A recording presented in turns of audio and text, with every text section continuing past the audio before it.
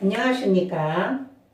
천둥치는 소리에 놀라 깨어보니 양고조가 금강경을 설명해달라고 부대사를 초빙했다.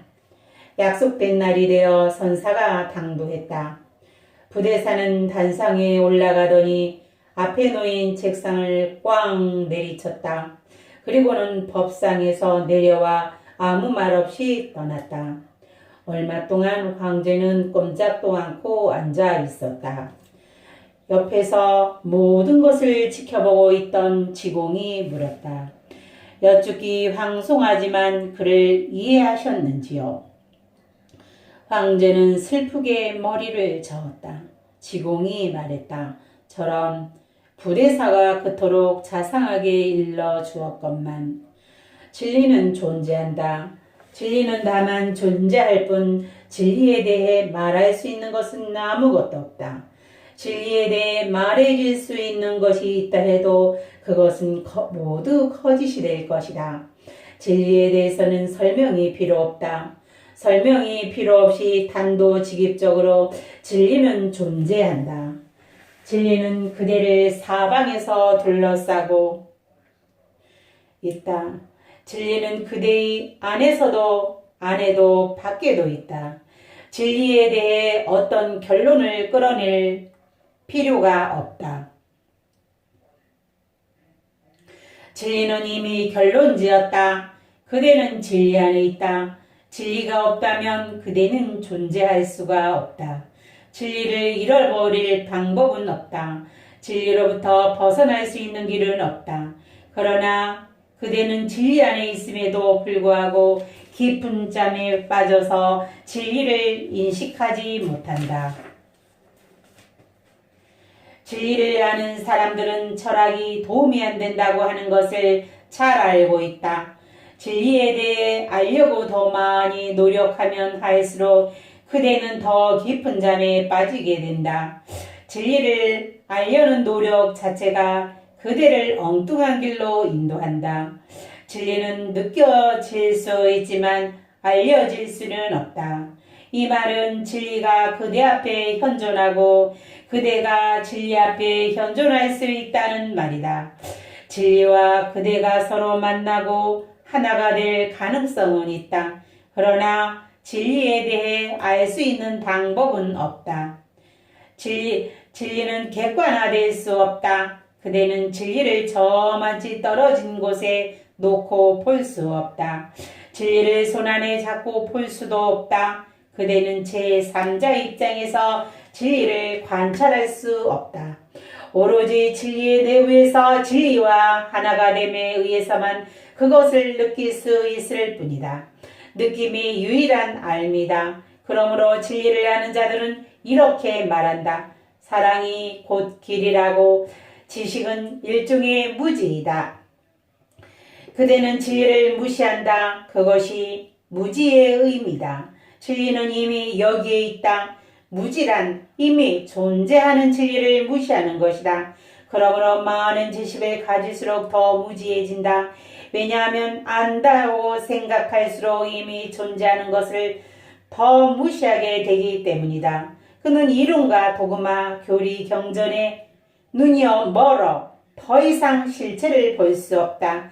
말과 언어의 미루에 빠져 그의 눈은 구름이 잔뜩 끼어버렸다.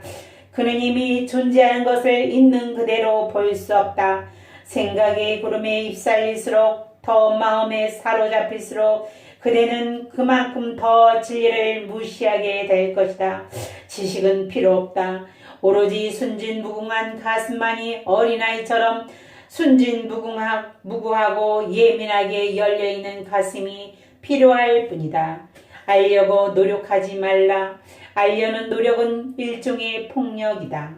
그 노력 안에서 그대는 실체를 공격하고 겁탈한다. 이것이 내가 학문은 실체에 대한 강간이라고 말하는 이유이다. 학문은 지식이다. 그러나 종교는 지식이 아니다. 종교는 사랑이다. 사랑으로 하나가 되는 것, 이것이 종교라는 말의 의미이다. 진리는 느껴지는 것이다. 진리는 살아있는 경험이다. 그러므로 진리에 대해 뭐라고 말하든 간에 그 말은 진리가 아닐 것이다. 만해졌다는 이유 하나만으로도 그것은 이미 진리가 아니다. 지금까지 말해진 것 그리고 앞으로 말해질 수 있는 어떠한 말도 진리와 아무 관계도 없다. 진리를 표현할 수 있는 방법은 없다. 진리는 매우 미묘하고 불가해한 것이다. 진리는 말로 표현할 수 없다. 마음을 통해서는 진리를 알 수 없다. 마음은 계속 빗나간다. 왜냐하면 마음의 기능 자체가 반진리적이기 때문이다. 마음의 기능은 비실존적이다.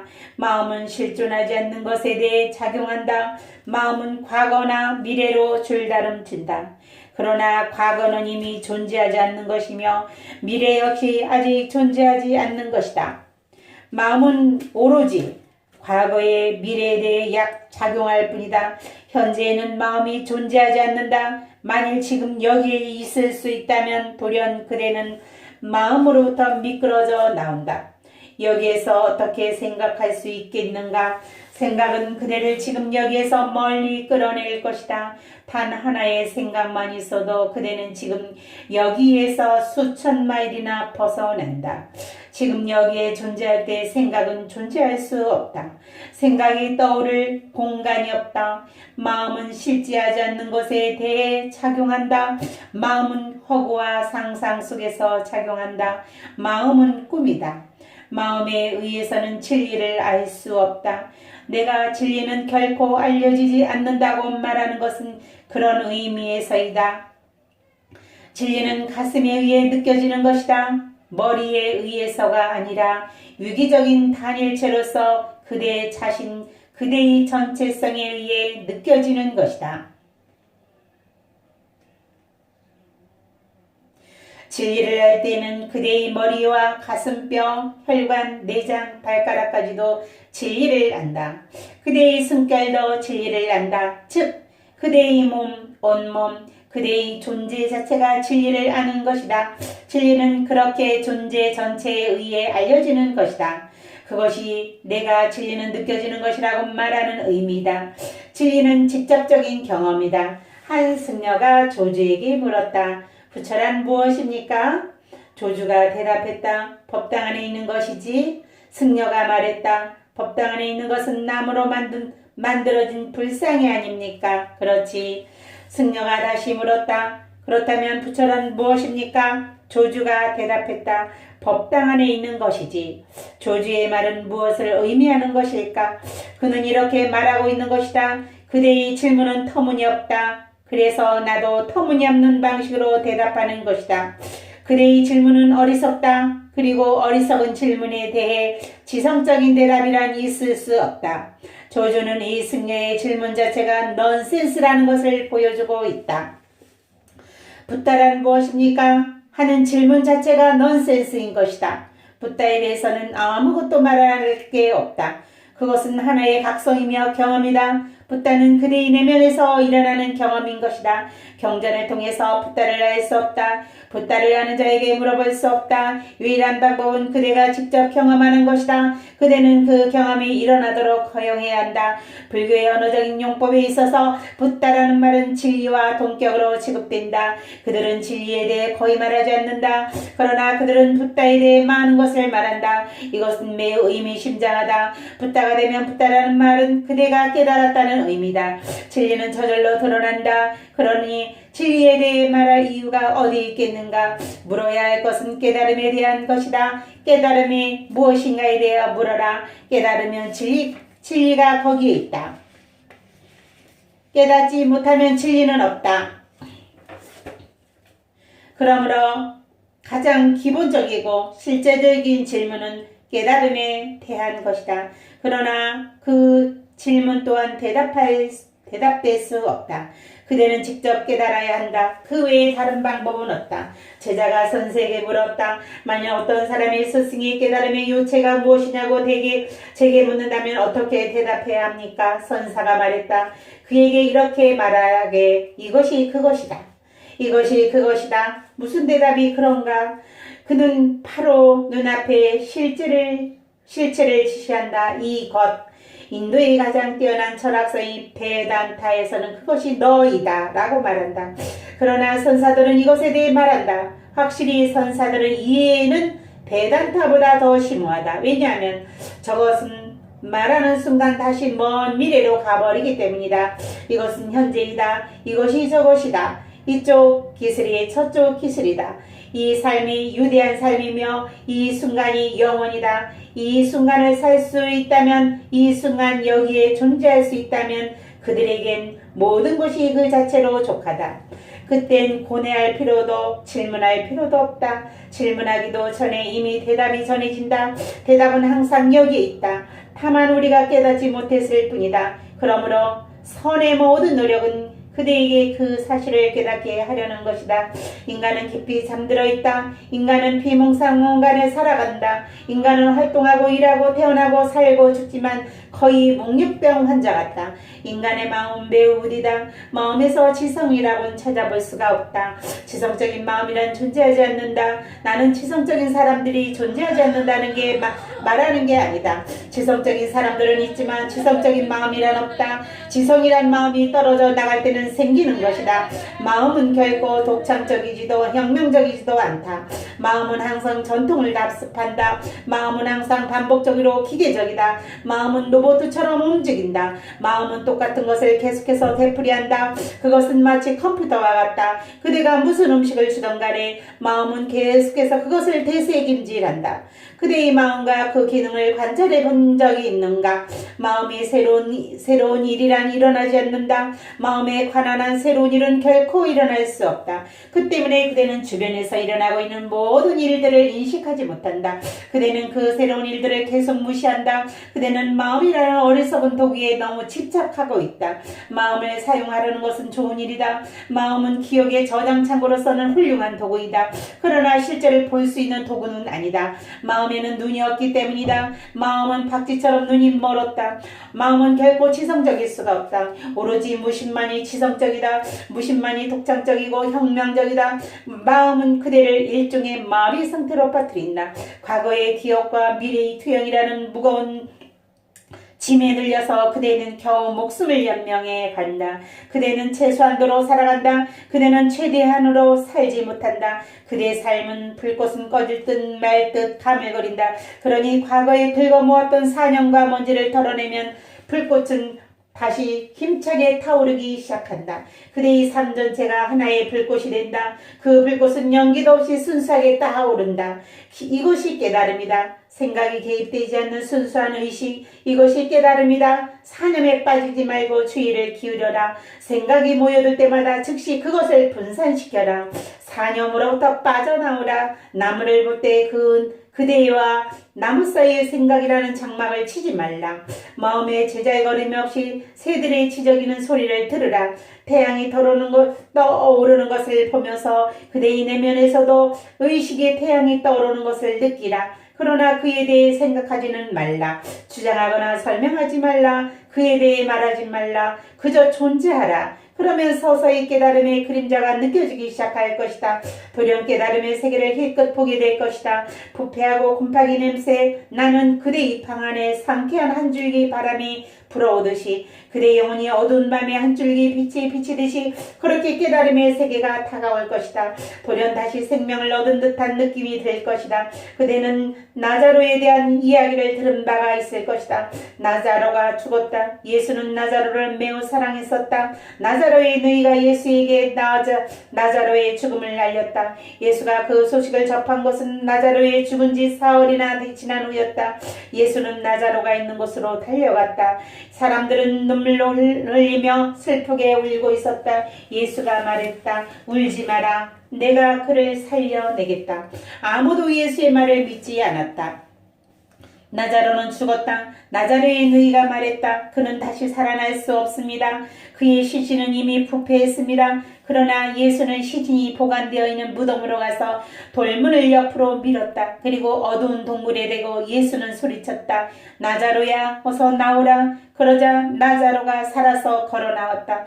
아마 이것은 사실이 아닐지도 모른다. 아마 이것을 것이다. 하지만 이것은 아름다운 비유이다. 그대의 눈을 들여다보면서 나는 이렇게 소리치는 것이다. 나자로여 어서 나오라. 그대는 죽어서 부패해 가고 있다. 그대는 살아있는 인간이 아니다. 그대는 세상에 태어났지만 다시 태어나야 한다. 그대의 첫 번째 탄생은 별로 도움이 되지 않는다. 첫 번째 탄생은 그대에게 어떤 외형적인 틀을 부여했다. 그러나 그것으로는 충분치 않다. 그대는 거기서 더 나아가야 한다. 그대에게 일어난 첫 번째 탄생은 단지 육체적인 것이다. 그대에게 영적인 탄생이 필요하다. 이런 이야기가 전해진다. 니고데모라는 사람이 한밤중에 예수를 찾아왔다. 그는 매우 후유하고 존경받는 사람이며 였으며 유태인 사이에는 잘 알려진 유명한 학자였다. 그는 낮에 예수를 찾아가는 것은 두려워했다. 사람들이 뭐라고 생각하겠는가? 그는 학식 있고 지혜로운 사람으로 명성이 높았다. 그런 그가 일개 목수의 아들을 찾아간다면 사람들이 뭐라고 생각하겠는가? 더구나 그는 예수보다 훨씬 더 나이가 많은 사람이었다. 그는 예수의 아버지뻘쯤 되는 나이였다. 그러니 그가 낮에 예수를 찾아가는 것은 불가능한 일이었다. 그래서 그는 아무도 없는 밤에 예수를 찾아갔다. 예수가 그에게 물었다. 왜 낮에 오지 않았소? 니고데모가 말했다. 나는 두려웠습니다. 이 말을 듣고 예수는 웃었을 것이다. 예수가 말했다. 니고데모, 여기 온 목적이 무엇이요? 내게 원하는 게 무엇이요? 니고데모가 말했다. 나는 어떻게 하면 신을 알 수 있는지, 어떻게 하면 진리를 알 수 있는 방법을 무엇인지 알고 싶습니다. 예수가 말했다. 그대는 거듭나야 하오. 니고데모는 무슨 말인지 이해할 수가 없었다. 그가 말했다. 그게 무슨 말입니까? 내가 다시 여자의 자궁 안에 들어가야 한단 말입니까? 지금 농담을 하고 계시는 겁니까? 예수가 말했다. 농담이 아니오. 나는 사실을 말하고 있는 것이오.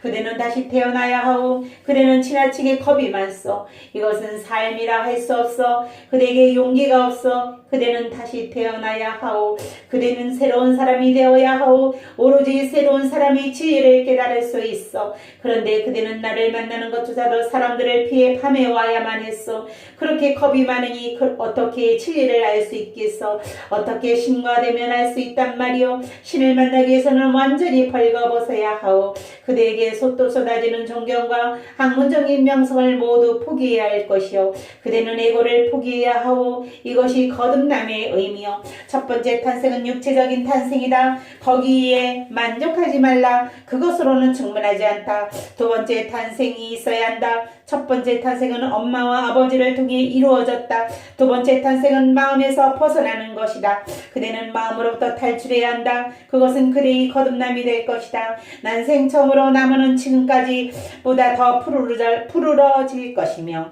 꽃은 더 아름다워질 것이다. 삶은 지금까지 그대가 알고 있었던 것보다 더 생생하게 질 것이다. 그대는 그대가 살아있는 정도만큼 삶을 알 수 있다. 그리고 생생하게 살아있지 않다면 그대는 삶을 알 수 없다. 그대가 무엇이든 간에 그대는 그 한도 내에서 삶을 인식한다. 마음은 감옥이다. 마음을 제거하라. 어떻게 진리를 아느냐는 문제가 아니냐. 문제는 어떻게 마음을 없애느냐 하는 것이다. 이 끊임없는 무지와 무시를 어떻게 없애느냐. 어떻게 하면 진리, 이미 그 자리에서 존재하는, 그리고 항상 그 자리에 있었던 진리와 떠나 함께 흐르고 고동치며 이 자리에 벌거벗은 채 존재하느냐. 그것이 문제로다. 어떤 사람이 중국의 유명한 시인인 양말리에게 물었다. 시란 무엇입니까? 그가 말했다. 만일 당신이 시를 단지 단어의 문제로 말한다면 나는 단어를 제거한 시의 훌륭한 시라고 말할 것이요. 또 당신이 시를 단지 의미로 문제로 만든다면 나는 의미를 제거한 시가 훌륭한 시라고 말할 것이요. 그러나 당신이 단어도 없고 의미도 없다는 시는 어디에 있습니까? 하고 묻는다면 나는 이렇게 말할 것이요. 단어를 없애고 의미를 없애도 시는 여전히 거기에 있다. 사실 그럴 때에만 시가 있을 수 있다. 언어와 의미가 더 이상 존재하지 않을 때 도령 폭발하듯이 시가 솟아오른다. 시는 그때 존재의 꽃이 피어나는 것이다. 종교는 철학보다는 시가 가깝다. 철학은 모든 것을 설명하려 든다. 그러나 결코 성공하지 못한다. 철학은 모든 것을 요리조리 억지로 꿰 맞출 뿐 아무것도 설명하지 못한다. 종교는 삶을 설명하지 않는다. 다만 삶을 살려고 노력할 뿐이다. 종교는 삶을 해결해야 할 문제로 취급하지 않는다. 종교는 삶을 살아야 할 신비로 다룬다. 종교는 삶을 호기심의 눈으로 바라보는 것이 아니라 경외의 눈으로 본다. 삶에 대한 엄청난 경외감, 거기에 종교가 있다. 우리가 여기에 존재하는 것, 이것만으로도 엄청난 기적이다. 내가 왜 여기에 존재하는지, 그대가 왜 여기에 존재하는지 그 이유는 설명될 수 없다. 이 우주는 왜 존재하는가? 우주와 나무와 새, 사람들과 더불어 스스로 움직이는 이유는 무엇인가? 그것은 알 수 있는 방법은 없다. 우주는 다만 존재할 따름이다. 그러나 우주는 경외감을 불러일으킨다. 우주는 불가사의하다. 그것은 불합리하지만 아름답기 그지없다. 우주는 왜 존재하는가? 그 이유를 말할 수 없지만 분명한 것은 우주가 존재한다는 사실이다. 그러므로 종교는 이유를 믿는데 시간을 낭비하지 말라고 말한다. 우주 안에서 기뻐하라. 그것을 즐겨라. 그것과 일체가 되라. 서로의 안으로 파고드는 연인들처럼 그 안에 누가 들어라. 그것을 오르가즘의 경험이 되게 하라. 그러나 서양에서 종교라는 말을 매우 좋지 않은 뉘앙스를 풍긴다. 종교라는 단어 자체가 혐오감을 불러일으킬 지경에 이르렀다. 서양에서는 종교라는 말을 돌처럼 딱딱한 성직자와 교회를 연상시킨다. 종교는 심각하고 우울해 보이는 사람들을 생각나게 한다. 서양의 종교는 춤추고 노래하고 축제를 즐길 수 있는 능력을 상실했다. 종교가 그런 능력을 잃었다면 그것은 더 이상 종교가 아니다. 그것은 신학일 뿐이다. 신학은 죽은 종교이다. 서양에서는 신학이 종교를 지배한다. 그러나 신학이 종교를 지배하게 되면 종교는 철학으로 전락한다. 사실 신학화된 종교는 철학의 축에 끼지도 못한다. 철학은 의심을 통해 존재하지만 신학은 믿음에 근거하기 때문이다. 그러므로 그것은 무능한 철학이며 진정한 의미에서는 철학이라고도 할 수 없다. 종교는 신앙이나 믿음에 근거하지 않는다. 종교는 경외감에 기초한다. 종교는 그대를 둘러싸고 있는 신비의 토대를 둔다. 그 신비를 느끼고 인식하라. 그 신비를 보라. 눈을 뜨라. 그리고 대대로 물려받은 먼지를 털어내라. 그대의 거울을 청소하라. 그리고 얼마나 많은 아름다움이 그대를 둘러싸고 있는지 보라. 얼마나 많은 장관이 그대의 문을 두드리고 있는지 보라. 왜 그대는 눈을 감고 있는가? 그대는 왜 그렇게 우울한 얼굴로 앉아 있는가? 그대는 왜 춤추지 못하는가? 왜 웃지 못하는가? 신은 죽었다는 니체의 말은 옳다. 그것은 신학자들이 신을 죽였기 때문이다. 사랑으로 가득 찬 사람이 춤추고 있을 때 신은 살아있다. 그러나 신학자들이 신을 증명하라고 했을 때 신은 죽고 만다. 그 두 사람이 사랑에 빠질 때 신은 즐거움에 고동치고 열광한다. 그대가 꽃을 들여다볼 때 신은 살아있다. 그때 그대는 그 자리를 뜰 수 있다. 무엇인가 그대를 압도한다. 별을 쳐다보면서 이 우주의 신비와 하나가 될 때, 그리고 그대의 배가 저쪽 기슬을 향해 항해하기 시작할 때, 그때 신은 살아있다. 그대가 노래 부를 때 그것은 아무 의미도 없이 그저 랄랄랄라 하는 소리일지도 모른다. 그러나 그 기쁨의 표현 안에 신은 생생하게 살아있다. 그대가 살아있을 때는 신 또한 살아있다. 그대가 살아있지 않다면 그대의 신이 어떻게 살아있을 수 있겠는가? 그대의 신은 그대에게 속한다. 그대가 죽으면 그대의 신도 죽는다. 그대의 신은 그대의 이상이 될 수 있다. 왜냐하면 신은 그대 내면의 가장 중심적인 핵이기 때문이다. 그러므로 신이 무엇인지 알기 원한다면 더 생생하게 살아있으라. 더 신성해지라. 신이 무엇인지 알기 원한다면 알려고 하지 말고 느끼도록 힘쓰라. 신은 가슴의 문을 통해 오기 때문이다. 신은 엄청난 신비이다. 신을 삶 또는 존재로 부를 수도 있다. 삶은 엄청난 신비이다. 삶의 가장 중심에 있는 성소에 들어간다 해도 그대는 그것을 믿을 수가 없다. 그 성스러운 사원은 불가사의하다. 그것은 믿기 힘들다. 그대가 신을 알았다 해도 그대는 신을 알았다는 믿을 수 없을 것이다. 이것이 내가 신은 신비하고 말하는 의미이다. 알려지지 않았을 때 그는 미지의 세계에 남아있다. 알려졌을 때 또한 그는 알 수 없는 존재이다. 볼 수 없을 때 그는 하나의 신비이다. 보여질 때 그는 더 신비하게 된다.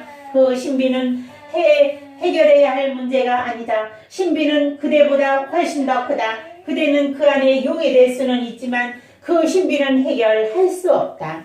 서양의 철학가 비트겐슈타인은 선적인 태도에 아주 근접한 인물이다. 그는 철학적인 문제는 해결할 수 없다고 말한 바 있다. 그는 그 문제들을 분해시켰다. 그는 이렇게 말했다. 사물을 있는 그대로 놔둘 때 우리는 난생처음으로 사물을 있는 그대로 보게 된다. 있는 그대로의 사물에 대해서는 아무것도 할 게 없다. 할 수 있는 일이 있다면 그대가 사물을 있는 그대로 볼 수 있도록 도와주는 것이 전부이다. 그는 또 이렇게 말했다. 철학은 다만 모든 사물을 우리들 앞에 가져다 놓을 뿐 아무것도 설명하거나 추론하지 못한다. 모든 것이 확연하게 드러나 보일 때에는 아무것도 설명할 필요가 없다. 그렇다. 삶은 신비다. 아무것도 설명할 게 없다. 모든 게 그대 앞에 열려져 있기 때문이다. 삶은 바로 그대 앞에 있다. 그 삶을 마주치라. 삶과 만나라. 용기를 내라. 그것이 선의 태도이다. 이제 나는 이 아름다운 이야기 안으로 들어가도록 그대를 도울 것이다. 나는 이 선의 일화들을 설명하지 않을 것이다. 나는 다만 그 이야기들 속으로 들어가도록 그대를 부추기고 유혹할 뿐이다. 내가 할 수 있는 일이란 그것을 맛보라고 그대를 설득하는 게 전부이다. 양고조가 금강경을 설명해달라고 부대사를 초빙했다. 금강경은 보석 중에 보석이다. 금강경을 지금까지 지구상에서 말해진 것들 가운데 가장 중요한 것 중에 하나이다. 금강경에 있는 붓다의 말은 가장 소중한 것들이다. 금강경의 기본적인 관점은 아무것도 설명될 수 없다는 것이다. 삶은 불가해야 하다. 삶은 아무리 설명해도 불충분하며 모든 철학은 매우 협소하다는 것이 증명될 뿐이다. 하늘은 너무나 광대해서 어떠한 가설이나 이론으로 그 하늘을 제한할 수 없다. 붓다는 형이사학적인 문제에 대해 결코 언급하지 않았다. 그는 10개에서 12개의 문제를 목록으로 작성했고 그의 제자들은 붓다가 마을에 들어서기 전에 사람들에게 알렸다. 이 12개의 문제에 대해서 묻지 마시오. 스승님은 대답하지 않을 것이요. 붓다에게 대답할 능력이 없었던 것은 아니다. 만일 그가 대답할 수 없다면 세상에 누가 대답할 수 있겠는가?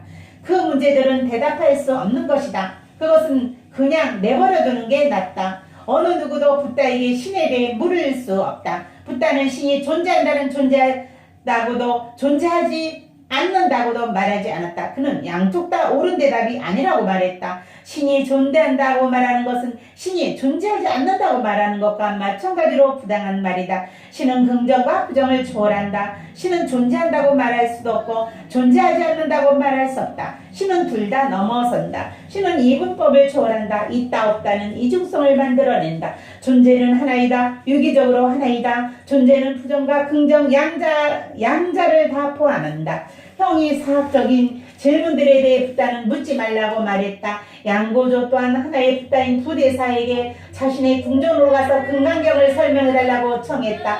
불교인들은 금강경을 이해하기를 열망했다. 금강경은 불합리하기 그지없다. 금강경을 이해하려는 것은 어렵다. 왜냐하면 아무 설명도 없기 때문이다. 금강경에는 엄청난 가치를 지닌 말들이 들어있지만 그에 대해 어떠한 철학 체계도 세워지지 않았다. 금강경은 원자처럼 따로 떨어져 있다. 금강경의 토대는 아무것도 말해질 수 없다는 것이다. 이것이 노자의 도덕경과 같다.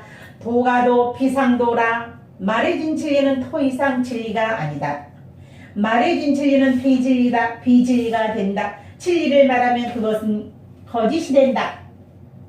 그렇다면 무엇을 할 수 있겠는가? 어떻게 이해하란 말인가? 황제는 금강경을 읽고 있었을 것이다. 그리고 깨달은 사람에게 묻는 것 외에는 다른 방법이 없다. 왜냐하면 금강경 또는 그런 종류의 경전은 완전히 비논리적이기 때문이다. 그대는 금강경과 같은 경전을 논리적으로 분류할 또 이해할 수가 없다. 금강경은 그대를 매우 혼란시킬 것이다. 그대는 그 경전을 계속해서 암송하고 그 음조림의 쾌락을 즐길 수 있다. 그러나 경전 속의 신비에 뚫고 들어가지는 못할 것이다. 그 신비는 오로지 살아있는 각자에 의해서만 설명될 수 있다. 부대사는 단상에 올라가더니 앞에 놓인 책상을 꽝 내리쳤다. 그리고는 단상에서 내려와 아무 말 없이 떠났다. 이것이 금강경에 대한 그의 설명이었다. 그는 엄청난 일을 했던 것이다. 이렇게 행동함으로써 그는 무엇을 말하고자 했던가? 그 첫 번째는 진리와 행동에 의해서만 설명될 수 있다는 것이다.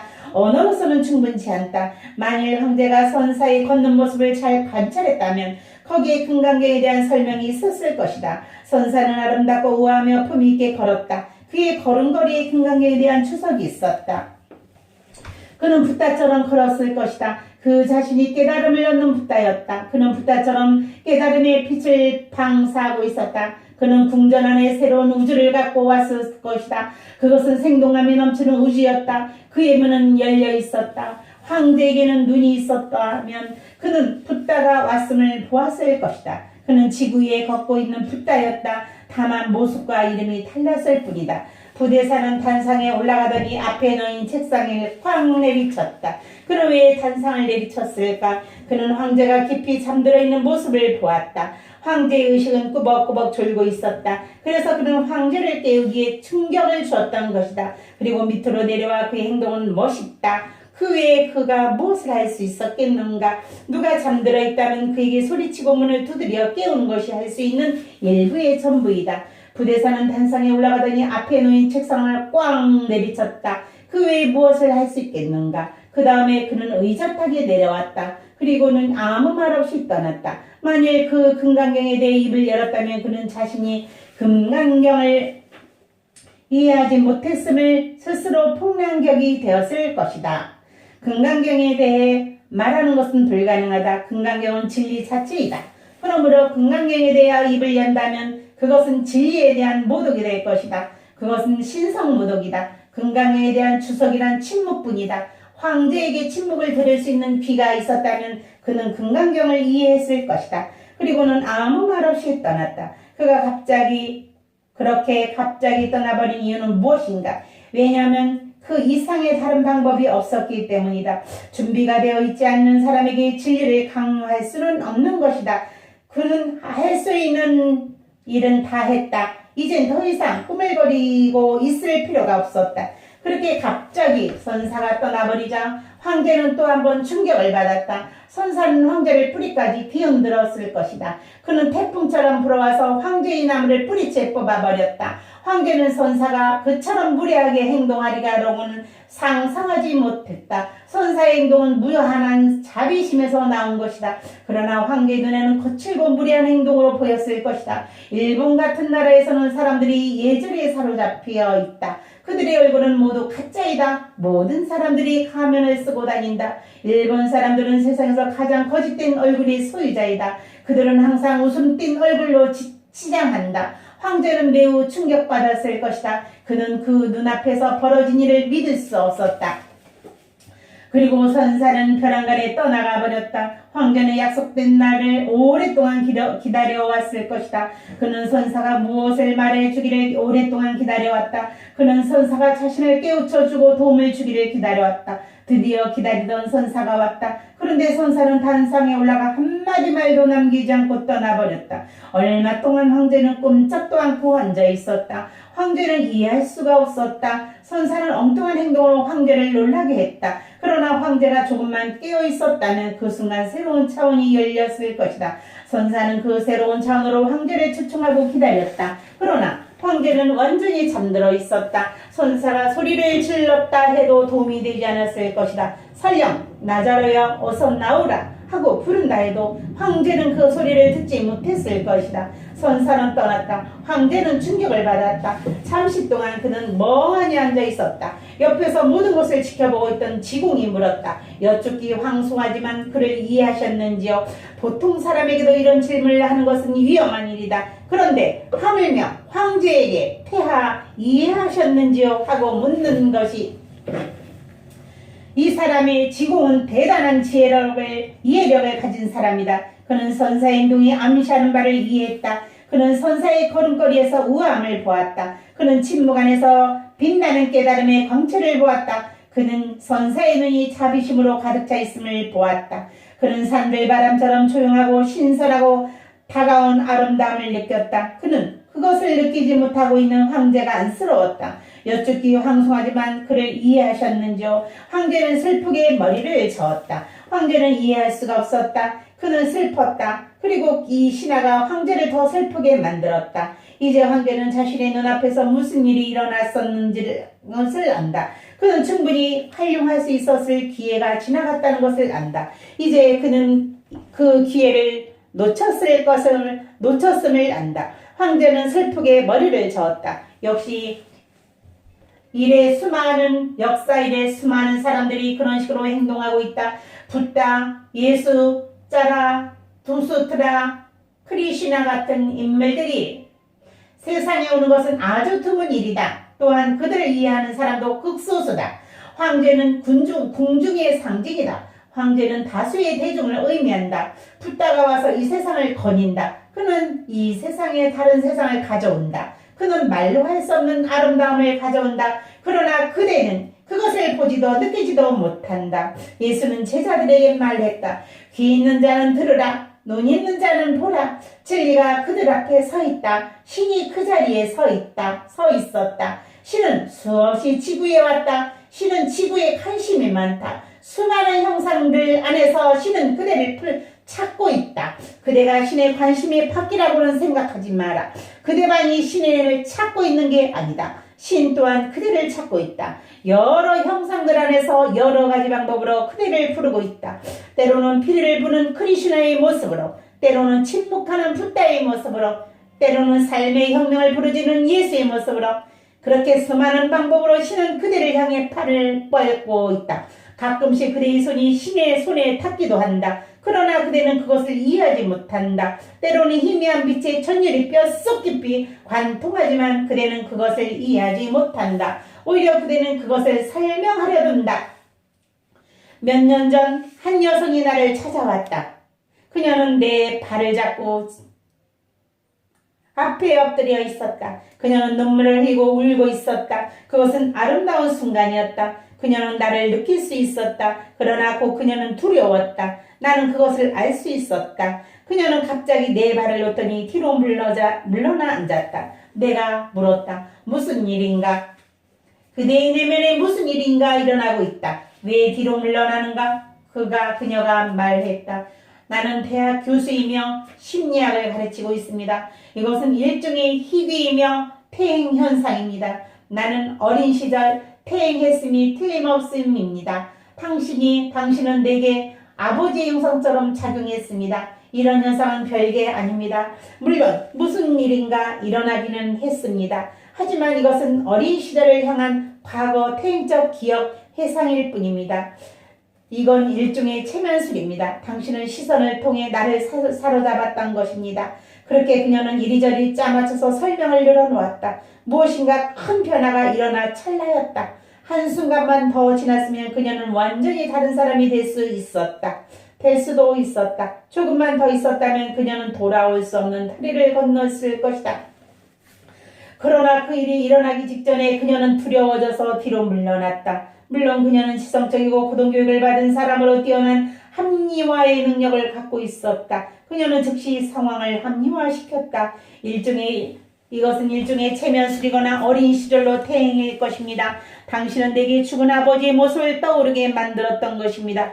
이제 실제로 일어났던 일은 심리학적 설명을 통해 완전히 자취를 감췄다. 신은 여러 번 그대를 찾아왔지만 그때마다 그대는 뒤로 물러났다. 신은 그대에게 함께 걸었으나 그대는 그를 인정하지 않았다. 신은 여러 차례 그대에게 소리쳤다. 나자로 어서 나오라. 그러나 그대는 귀 기울이지 않는다. 그대는 이렇게 생각했다. 누군가 다른 사람을 부르는 것이겠지. 내 이름은 나자로가 아니니까 나는 그대에게 말하겠다. 나자로는 바로 그대의 이름이다. 여기 이 선의 일화를 단순히 하나의 이야기로만 생각하지 말라. 이것이 붓다가 했던 것이다. 이것이 보디달마, 노자, 장자가 했던 일이다. 그들은 그대에게 소리쳤으며 그대의 손을 잡고 흔들었다. 그러나 극소수의 사람들만이 그것을 이해한다. 대부분의 사람들은 그런 경우에 심하게 화를 낸다. 그들은 붕괴한다. 왜냐하면 그들의 잠이 방해받았기 때문이다. 그들은 아름답고 달콤한 꿈을 꾸며 잠자고 있었다. 그런데 누군가가 그대의 잠을 방해하는 것이다. 이것이 방해한 것이다. 이것이 사람들이 예수를 십자가에 매달고 만수르를 죽이고 소크라테스를 독살한 이유이다. 이들은 사람들에게 잠을 방해했던 것이다. 여쭙기 황송하지만 그를 이해하셨는지요?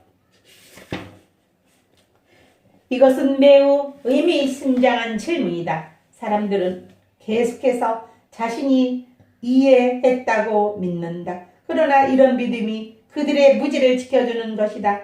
알을 향한 첫 번째 단계는 자신이 알지 못함을 아는 것이다. 자신의 무지를 인정하고 자신의 진리를 무시해 왔음을 겸손하게 깨닫는 것, 이것이 알의 첫 번째 단계이다.